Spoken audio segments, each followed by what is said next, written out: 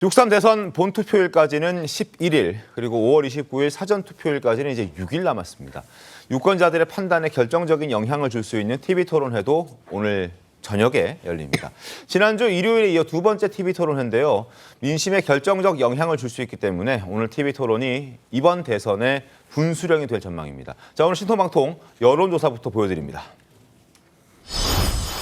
지난 19일에서 21일까지 여론조사한 결과 NBS의 여론조사인데요. 이재명 더불어민주당 후보 46%, 그리고 김문수 국민의힘 후보 32%, 개혁신당 이준석 후보 10%, 처음으로 두 자릿수를 돌파했습니다. 10%를 기록했고, 리얼미터 하나 더 볼까요? 리얼미터의 경우에는 이재명 후보가 48.1, 그리고 김문수 후보가 38.6, 이준석 후보는 9.4%를 기록했습니다.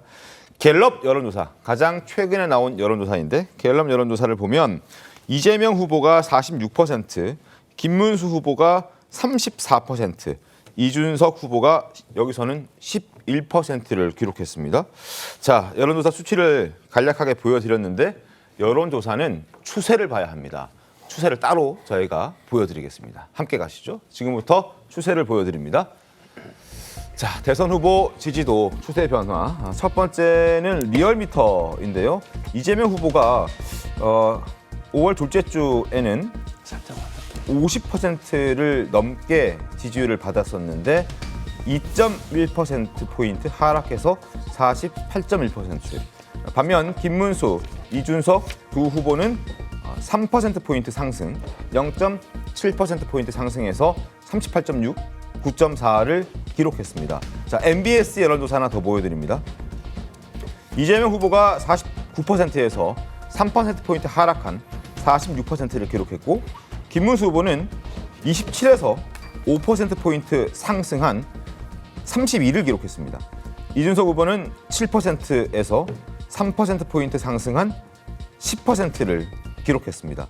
자, 추이를 보시면 두 여론조사 모두 이재명 후보는 다소 주춤한 상황, 김문수 후보와 이준석 후보는 소폭 상승한 모습 확인할 수 있었습니다. 특히나 리얼미터 수위에서는 이재명, 김문수 후보 지지율이 이제 한 자릿수로 좁아졌고, 그리고 이준석 후보도 두 자릿수를 기록했다는 부분 눈여겨볼 대목인 이미 분명해 보입니다. 자, 김관섭 변호사님, 여론조사 추이 어떻게 좀 보셨습니까? 이제 추이 자체를 보면 김문수 후보나 이준석 후보가 상승 추세에 있다 이렇게 볼 수밖에 없고요. 네. 제가 TV조선 방송에서 나와서 이전에도 여러 번 말씀드렸지만 이재명 후보의 어떤 그 전에 어떤 50% 이쪽 저쪽의 어떤 지지는 네. 이건 천장이다 이렇게 말씀드릴 수밖에 없어요. 천장이었다. 그렇죠. 결과적으로 떨어질 일만 남았지 올라갈 일은 없을 것이다. 그리고 이제 김문수 후보 같은 경우에는 사실은 경선 과정이랄지 여러 가지 불협화음이 많이 있었잖아요. 네. 그럼에도 불구하고 보수가 굉장히 분열돼 있다가 상당히 이제는 뭉치고 있다. 네. 이렇게 볼 수가 있어요. 그래서 아마 아직도 분열이 완치된 건 아닙니다. 그렇지만 특히 이제 PK와 TK 지역에 있어서의 어떤 지지도 상승세가 네. 계속 이끌어진다고 한다면 제가 볼 때는 40%는 넘어갈 것이다 이렇게 보고요. 그다음에 이준석 후보는 아마 이재명 후보의 어떤 반사 효과가 저는 좀 있다고 봅니다. 특히 이제 TV 토론 이런 걸 거치면서 네.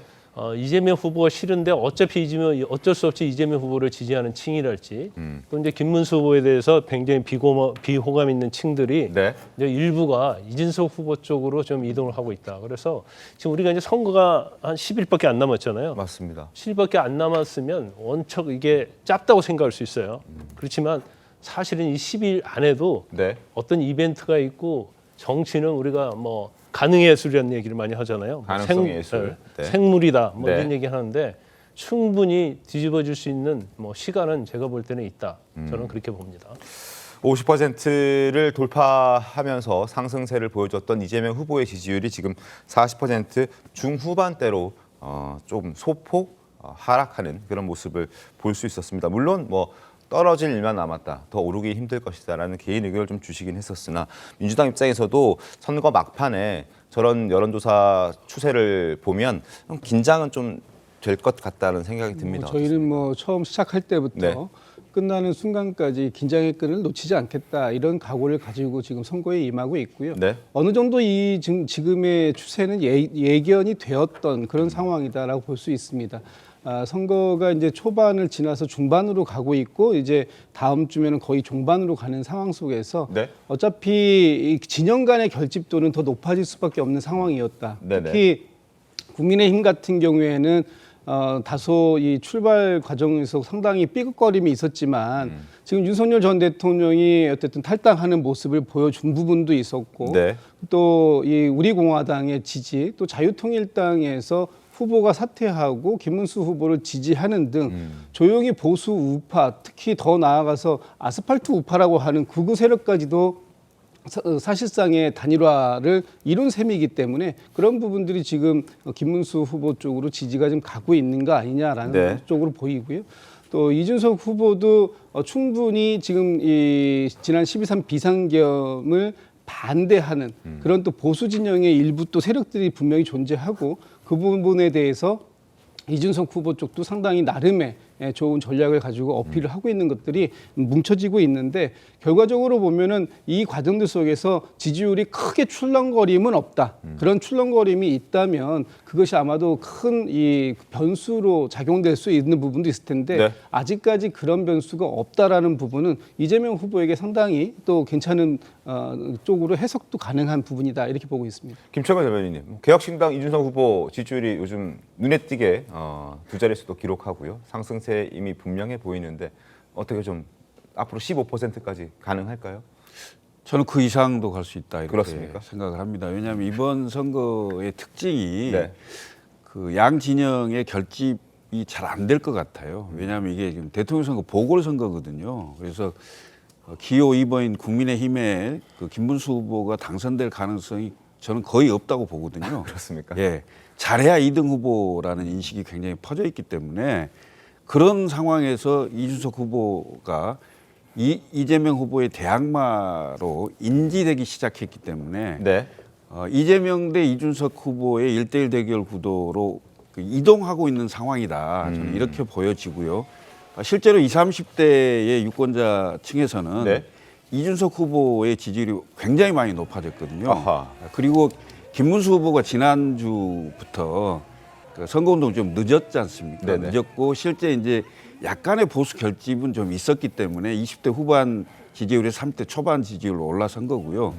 실제로 이재명 후보의 지지율의 변화, 다소 조금 떨어지는 그 변화는 20, 30대의 이동이 먼저 있었다. 이렇게 저희들은 분석하고 있습니다. 그래서 20, 30대 그 유권자층에서는 이재명 후보를 지지했던 분들이 일부가 이준석 후보 쪽으로 이동을 하면서 그 소폭의 변화가 있지 않았나 이렇게 지금 저희는 보고 있고요. 네. 실제 이게 오늘 2차 토론이 있습니다. 2차 맞습니다. 방송 토론이 저녁에. 있는데 방송 토론의 결과가 상당히 또 많은 그 변화를 가져올 수 있을 것이다. 이렇게 저희는 보고 있습니다. 알겠습니다. 여론조사 전문가들 그리고 정치 분석 전문가들은 지금의 상황을 이렇게 분석하고 있습니다. 화면 함께 보시죠. 이재명 후보의 지지율 변화, 소폭 하락하는 그 이유는 커피 원가 120원 또는 호텔 경제학이라고 불리는 이른바 순환 경제, 승수 효과 이런 부분들, 말 실수했다는 그 지적들 그런 것 때문에 또 영향을 줬다라는 평가도 있고요. 급진적인 정책 그리고 강한 캐릭터 이런 부분을 일단 지지율 변화의 원인으로 꼽는 전문가들이 있었습니다. 김문수 후보의 지지율 변화, 최근 소폭 상승하는 그런 분위기는 왜 그런가? 윤 전 대통령의 탈당 그리고 한동훈 전 대표의 지지, 최근 유세 따로 하고 있죠. 홍준표 전 시장의 지지, 뭐 이런 부분들이 지지율 상승에 영향을 줬다라는 분석입니다. 윤주진 예. 위원은 어떻게 좀 보십니까? 그러니까 이재명 후보가 초반에 선두를 이제 많이 앞서가는 선두를 달릴 때는 사실 되게 여유 있는 모습을 보이면서 네. 포용적이고 뭐 우클릭을 한다든지 이런 광폭 행보를 보였는데 최근에 어느 정도는 좀 지지율이 박스권 뭐 그렇다고 해서 50% 내외긴 하지만요. 네. 박스권에 갇히면서 사실은 거칠어졌습니다. 그리고 본인이 과거에 했던 발언들이나 과거에 국민들로부터 조금 비판을 받았던 그러한 공약들에 대해서 사실은 저 정도 선두 후보면은 겸허하게 그냥 당시에는 그랬지만 지금은 그렇게 생각하지 않는다. 또는 네. 뭐 상처를 줬다면 오해의 소지가 있다면은 송구스럽다 이렇게 숙일 수 있는 부분인데도 뭐 국민들이 이해를 하지 못한다라든지요.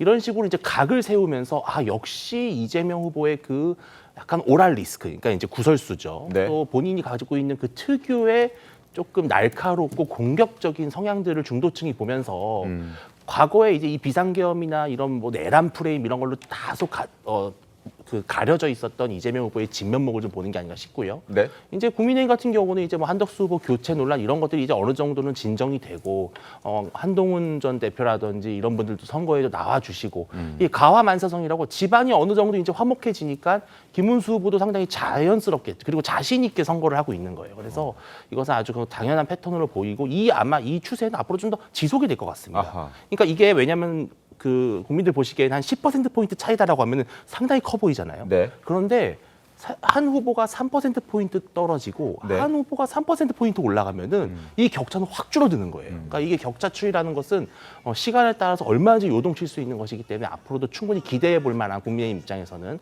그런 흐름이다 이렇게 보입니다. 알겠습니다. 여론조사를 언제 실시했는지도 중요한데 지금 앞서서 저희가 보여드렸던 MBS 리얼미터 한국갤럽의 여론조사들은 1차 TV토론회 이후에 나왔던 여론조사들입니다. 그러니까 TV토론회가 이 여론 변화에 굉장히 영향을 많이 줬다라는 걸 저희가 확인할 수 있고 그래서 오늘 저녁에 있을 2차 TV토론회에서도 굉장히 그 TV토론 2시간 정도를 어떻게 보내느냐에 따라서 굉장한 앞으로의 지지율 추이 변화가 발생할 수 있다라는 부분에서 분수령이 될 수 있는 오늘 저녁 2차 TV토론회다라는 지적들이 많이 나오고 있습니다.